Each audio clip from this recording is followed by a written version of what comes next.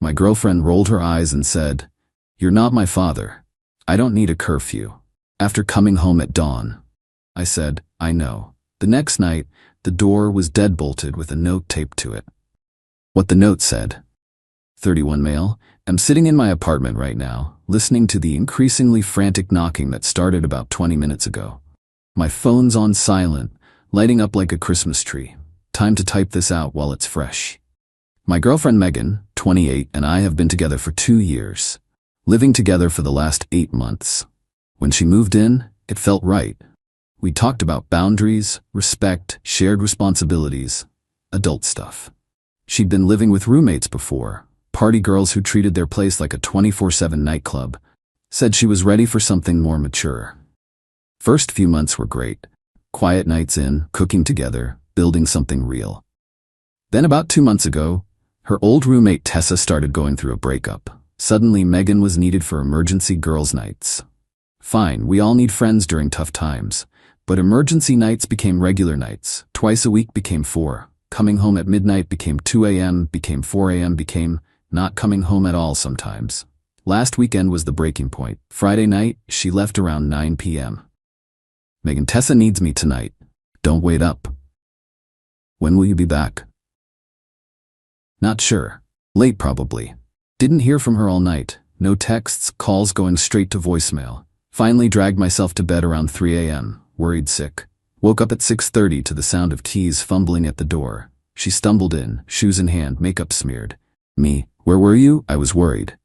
Megan, laughing, "God, you sound like my dad." Me, "I texted you 5 times, called twice." Phone died, chill. Saw her phone light up on the counter, definitely not dead. Me, "Look, I'm not trying to control you, but living together means basic respect. A text saying you're safe, some idea when you'll be home." That's when she said it. Rolled her eyes so hard I'm surprised they didn't fall out. "Megan, you're not my father. I don't need a curfew. I'm a grown woman." Me, "I know." She seemed surprised I didn't argue more. Kissed my cheek, mumbled something about needing sleep, and passed out until 2 p.m. Spent Saturday thinking. She was right about one thing. I'm not her father.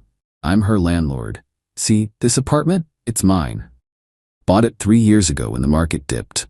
Her name's not on the lease, the mortgage, nothing. She sends me $800 a month for her half, which honestly doesn't even cover a third of my actual costs, but I wanted to be fair. Saturday night, she went out again. Didn't even tell me this time, just got dressed up and left while I was in the shower. Found a note with Tessa. "Don't be weird about it." That's when I made my decision. Sunday morning, while she was still passed out, came home around 5 a.m. I went to the hardware store, bought a deadbolt, the kind that only locks from the inside, installed it myself, YouTube University for the win. Also got one of those chain locks for extra security. Sunday night, she left again around 8 p.m. Crop top, mini skirt, the works. Megan, going out with the girls. Me, have fun. Soon as her Uber pulled away, I executed the plan. 1, deadbolted the door from inside. 2, added the chain lock for good measure. 3, typed up a note and taped it to the outside of the door. 4, grabbed my overnight bag, already packed. 5, went out the back entrance. 6, drove to my buddy Connor's place. The note said, "Megan, you're absolutely right. I'm not your father and you don't need a curfew. However, I am your landlord, and I do need a tenant who respects reasonable boundaries. Your belongings will be available for pickup Monday between 2 to 4 p.m. Text me to confirm the time, the guy who's not your father." Currently at Connor's, watching my phone explode.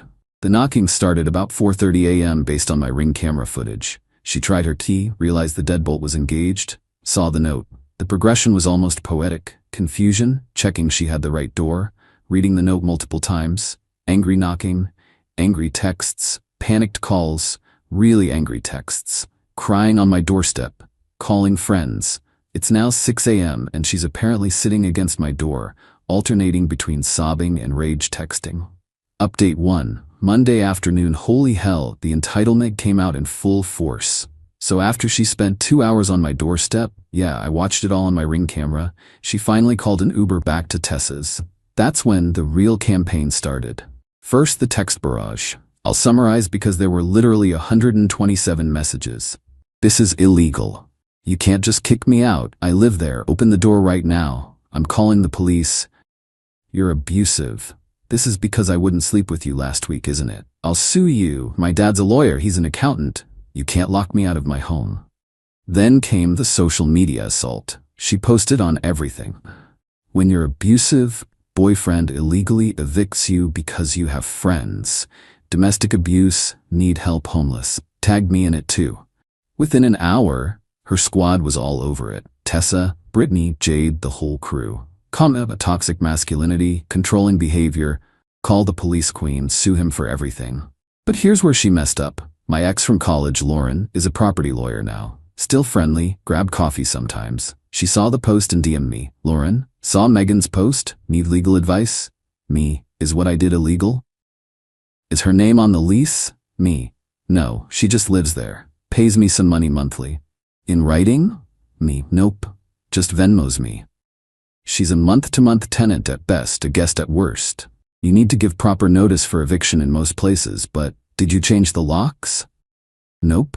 Just deadbolted from inside and left through back exit. Her key still works. LOL, that's not eviction. That's just not letting her in at 4 a.m. Technically gray area, but she'd have a hard time proving residency without paperwork. Want me to respond to her post? Nah, I'm good.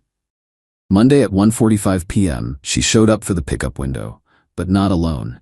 She brought Tessa, Jade, and some dude I'd never seen before, probably meant to intimidate me.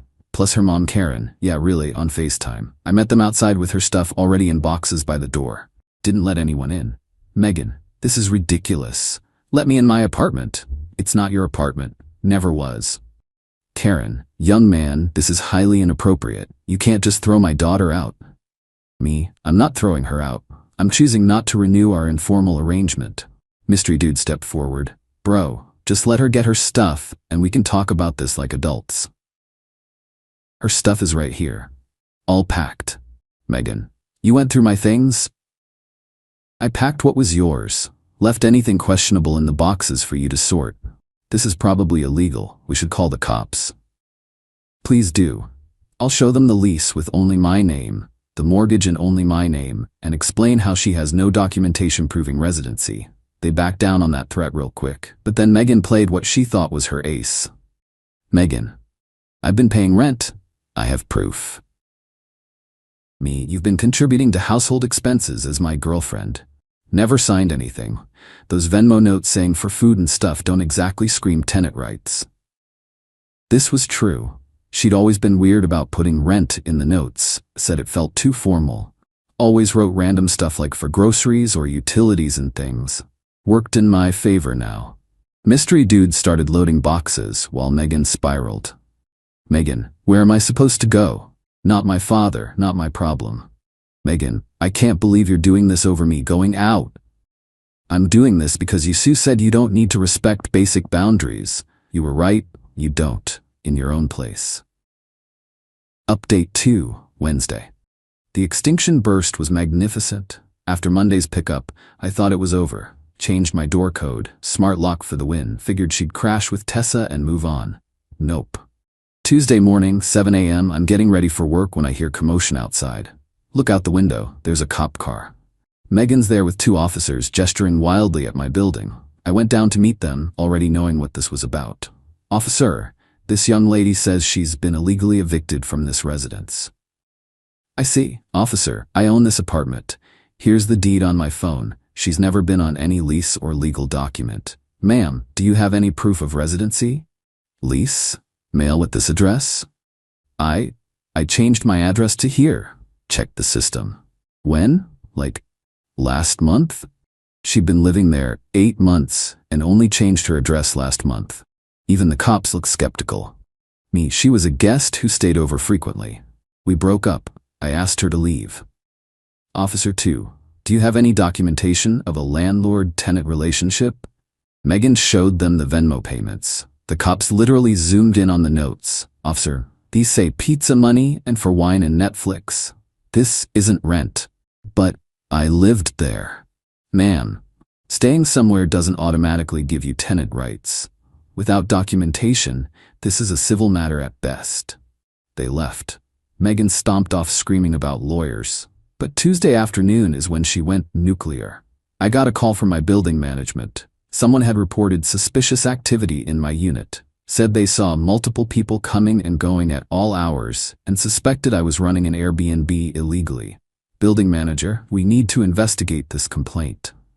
Sure, here's my ring footage from the last month, showing it's just me and my now ex-girlfriend. Also, here's her social media showing she's trying to get back at me. Building manager reviewed everything, saw it was BS, and actually gave Emmy a heads up. Just so you know, she also tried to convince the front desk she still lived here. We had to ban her from the property. Tuesday night, it escalated. She created a TikTok, a whole-ass TikTok about being homeless because my ex is a controlling narcissist. Went mini viral in our city, 50K views overnight. But the comments weren't what she expected. Girl, why didn't you have your name on anything after 8 months? No lease, no mail, sounds like you were a guest who overstayed. Maybe don't come home at 5 a.m. if you want housing security. Team landlord on this one, bah. She dirty deleted it by Wednesday morning. Then came the final boss move. Wednesday afternoon, I get a text from an unknown number. This is Thomas Garrett, attorney at law. I represent Miss Megan Walsh in the matter of her illegal eviction. Please contact me immediately to discuss resolution. I forwarded it to Lauren, property lawyer X. She called me laughing. Lauren, I know Tom Garrett. He's a personal injury lawyer who advertises on bus stops. Did a quick search. He's never handled a housing case in his life. Me, should I respond? I'll handle it. Pro bono, this'll be fun. She sent a beautiful response outlining, no landlord-tenant relationship existed. No lease, no documentation, no formal agreement. Megan was a licensee at best, whose license was revoked. The apartment is my separate property. Any further harassment would result in a restraining order. Within 2 hours, unknown number texts. Upon review, we will not be pursuing this matter.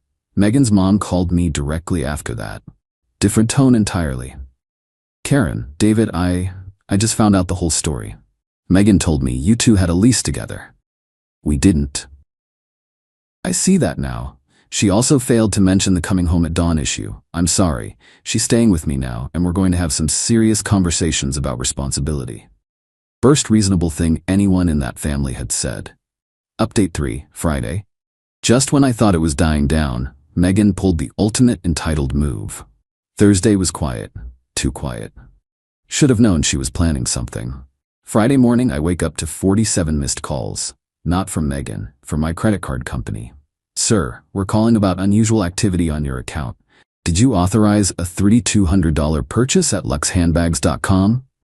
My blood went cold.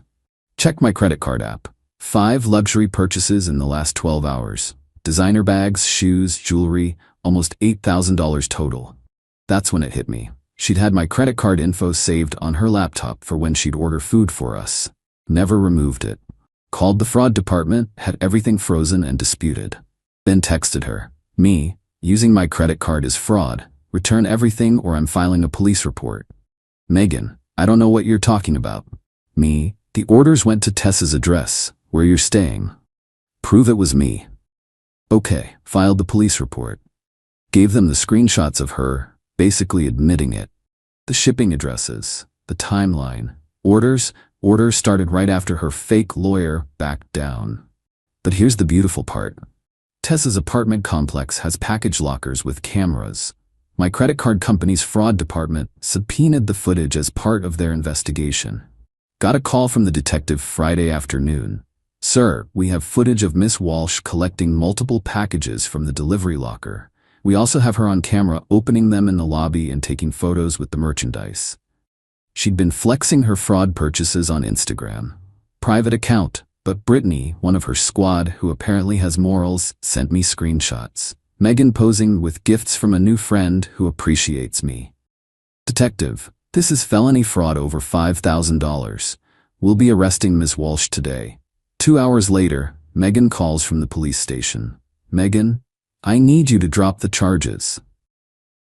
I need you to respect boundaries. Guess we're both disappointed. This is insane over some stupid purchases. I was gonna pay you back. When? After you got a lease? Oh wait. This will ruin my life. I'll have a record. Should have thought about that before committing credit card fraud. You're seriously going to let me go to jail over this? I'm seriously going to let you face consequences for your actions. Novel concept, I know.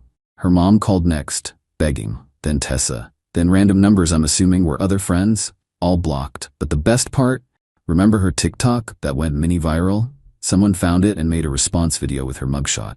POV, you commit fraud because your ex asked you to text when you'll be home. 2.3 million views. Final update, 2 weeks later. The conclusion to this saga is chef's kiss perfect. So Megan got charged with felony fraud. Her parents hired a decent lawyer who got it pleaded down to a misdemeanor with restitution and probation. She had to pay back the $8,000. Her parents fronted it, plus court fees. But the real fallout came from unexpected places. Remember how she was staying with Tessa? Well, Tessa's landlord saw the arrest report. Small community, word travels. Turns out Tessa's lease has a clause about no additional occupants for more than 7 consecutive days without approval, and something about criminal activity being grounds for eviction. Tessa kicked Megan out to save her own apartment.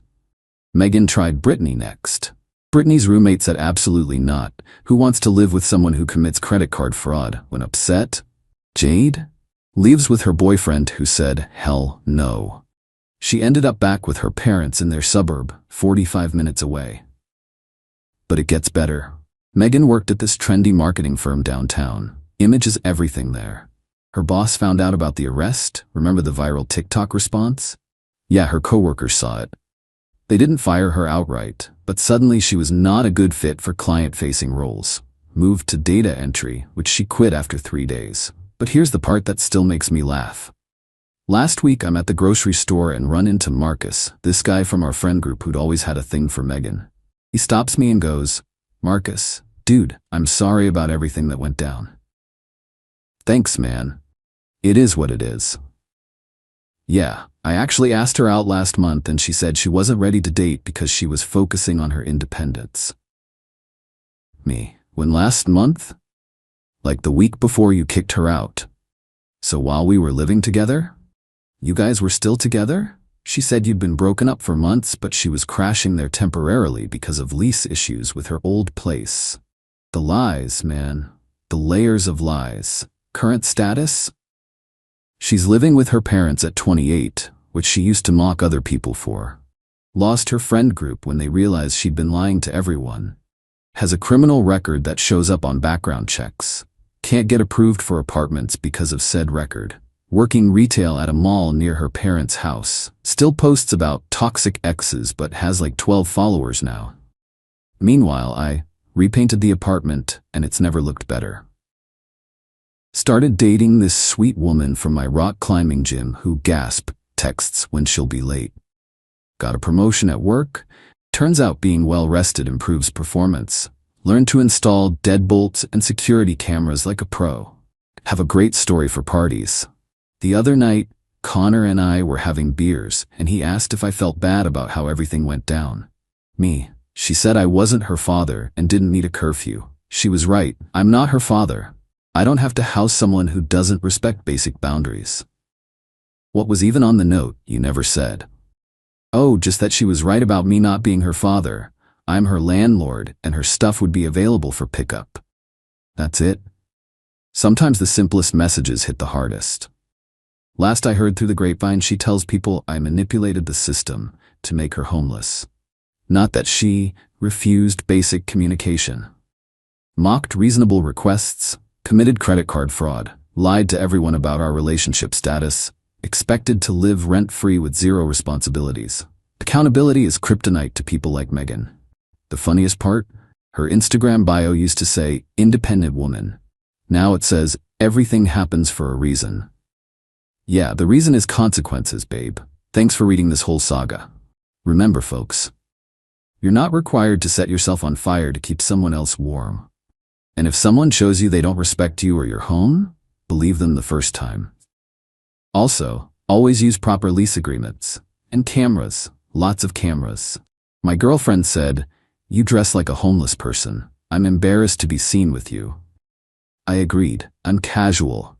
Then I showed up to her company gala in a custom suit worth more than her car.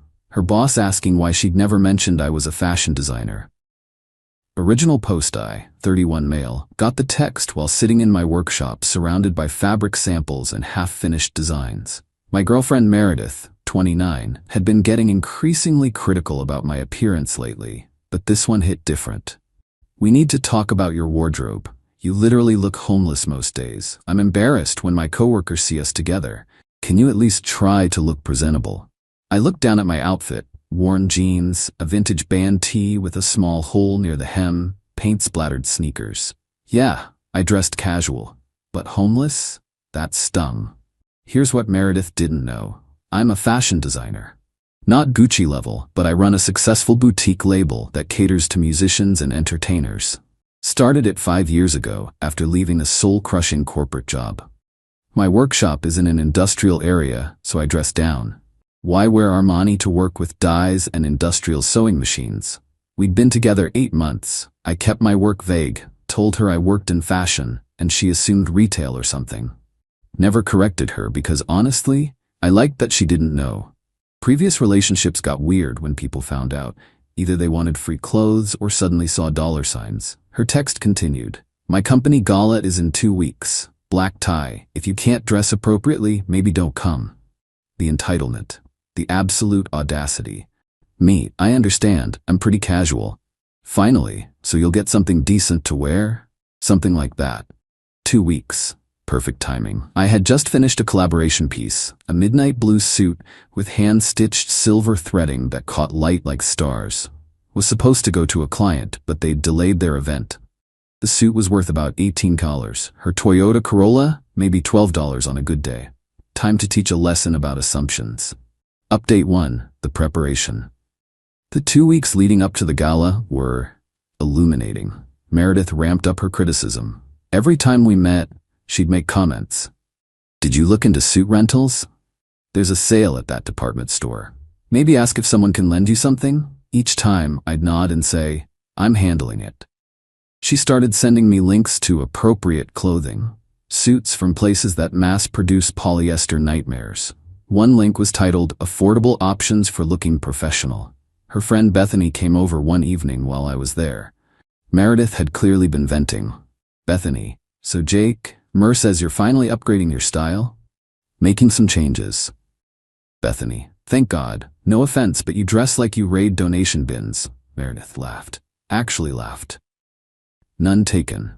Mer's coworkers have been asking if you're, going through something. Financial troubles? I told them you're just between careers. Between careers. I made 6 figures last year. The week before the gala, Meredith got desperate. Jake, seriously, the gala is important. My boss will be there. Major clients. I'm up for a promotion. I can't have you showing up looking like... She gestured at my cargo shorts and faded shirt. This. Trust me, I won't embarrass you. You say that, but you haven't shown me what you're wearing. It's a surprise. She looked panicked. Jake, this isn't a joke. My professional reputation will be fine, promise. She called her sister that night, thin walls in her apartment. I heard everything. He's being weird about it. No, he won't show me.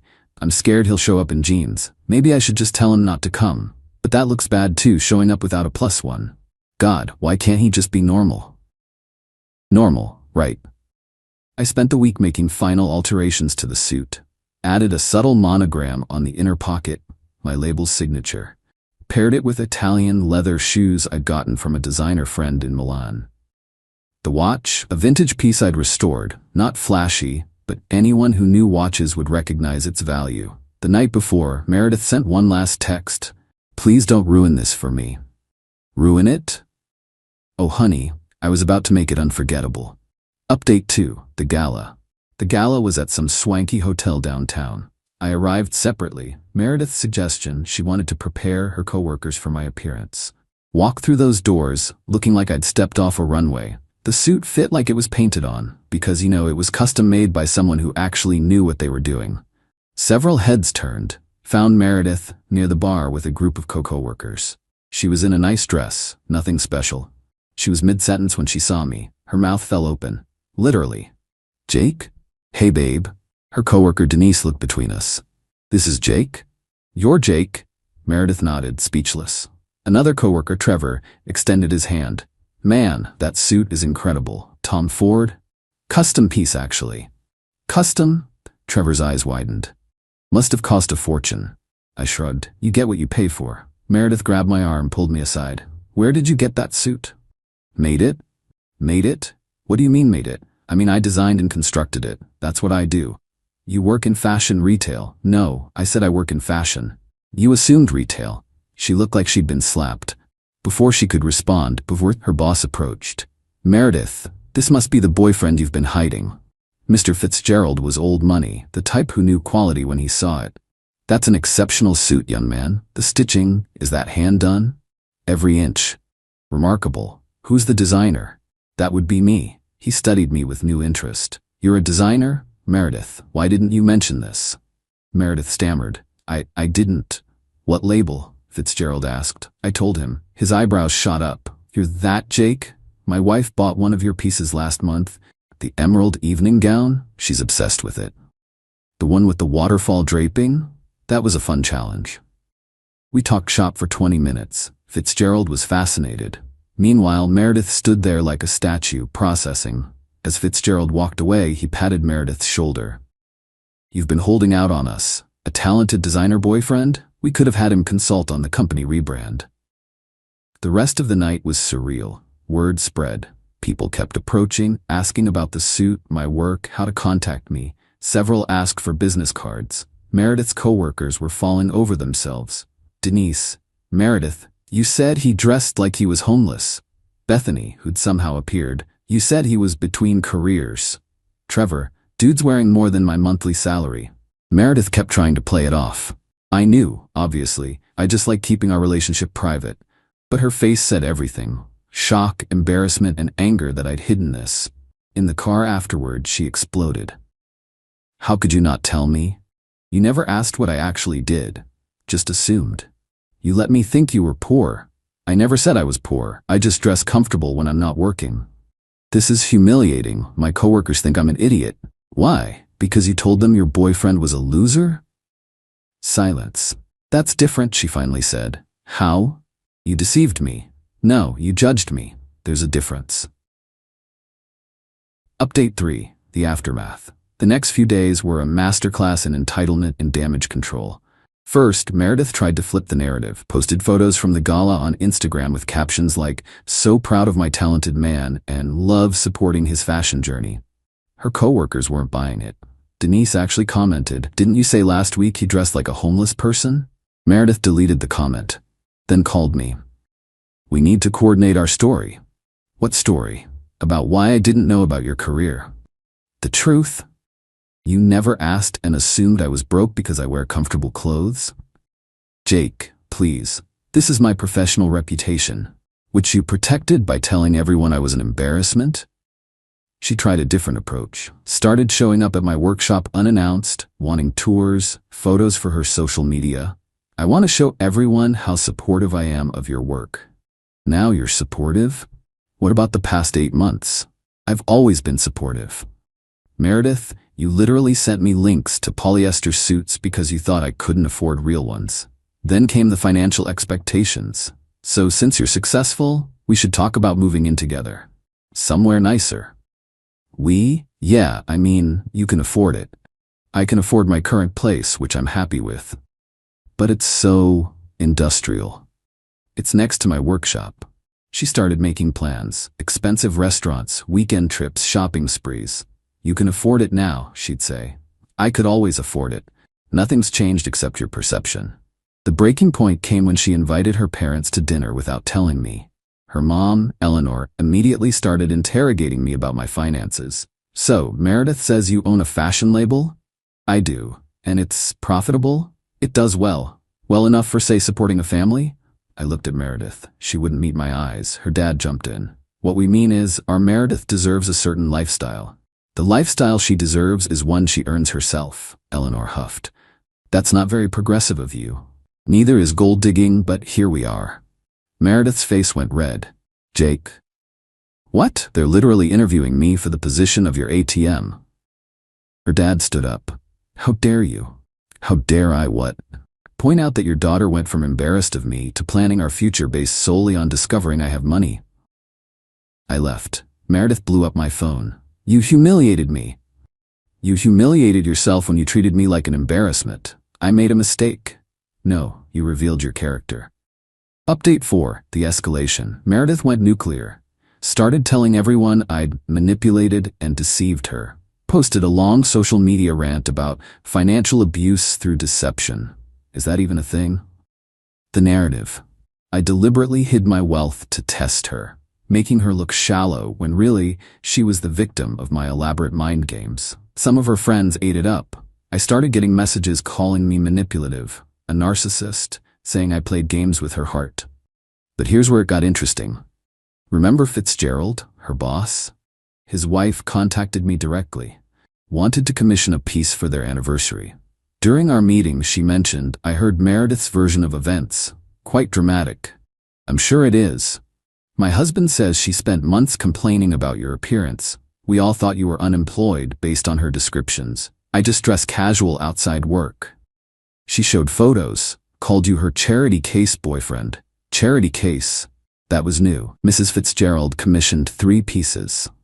Word spread in her social circle. Suddenly, I had more high-profile clients than I could handle. Meanwhile, Meredith was spiraling. She'd assumed she'd be part of this world now, the designer's girlfriend, invited to exclusive events wearing custom pieces. Instead, she was the woman who called her successful boyfriend a homeless-looking charity case. She tried one more manipulation, showed up at my workshop crying. I loved you before I knew about the money. You literally told me not to come to the gala if I couldn't dress appropriately. That was about presentation. Right, and when I presented well, suddenly you loved me again. That's not fair. What's not fair is dating someone for 8 months while being embarrassed by them, then suddenly planning a future together after seeing them in an expensive suit. She pulled out her phone, started recording. Say that again. Say you don't love me anymore. Meredith, what are you doing? Getting evidence of your emotional abuse. I laughed, couldn't help it. Evidence of what? Me pointing out your shallow behavior? You led me on. I wore comfortable clothes. You created an entire narrative about who I was based on that. That's on you. She posted the video anyway. Cut it to make me look cold, callous. But people had context now. The comments weren't what she expected. Girl, you called him homeless. You're mad he has money? Make it make sense. Team Jake, honestly. Final update. It's been 3 months since the gala. Meredith and I are obviously done. She tried everything. Tears, threats, even had a lawyer friend send a laughable cease and desist about defamation. Telling the truth isn't defamation, turns out. The entitlement never stopped. Last week, she applied for a job at a fashion magazine. Listed me as a reference without asking. They called. Meredith Rodriguez listed you as a professional reference? I have no professional relationship with Miss Rodriguez. She said she helped launch your brand? That's false. We dated briefly. She didn't know what I did for a living until 2 months ago. I see. Thank you for clarifying. She didn't get the job.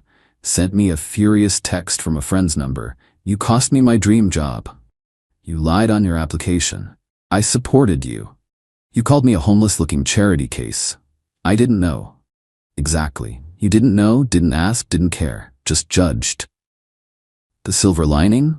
Business is booming. The Fitzgerald connection opened doors I'd been trying to walk through for years. Funny how being known as the designer whose ex called him homeless actually became great marketing. Meredith still posts passive-aggressive quotes about narcissists and financial manipulation. Last I heard, she's dating some investment banker who drives a Tesla. Good for her.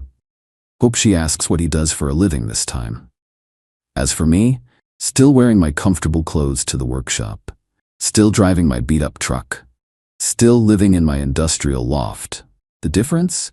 Now I do it with the satisfaction of knowing that when someone judges my appearance, they're telling me everything I need to know about them. Meredith wanted me to dress like success. Turns out, success doesn't care what you wear when you're the one defining it. Oh, and that 18K suit? Donated it to charity. Felt like bad karma keeping it. Plus the tax write-off was nice. Some lessons you pay for in heartbreak. This one paid for itself in clarity. When someone's embarrassed by you at your casual, They don't deserve you at your custom. Peace out.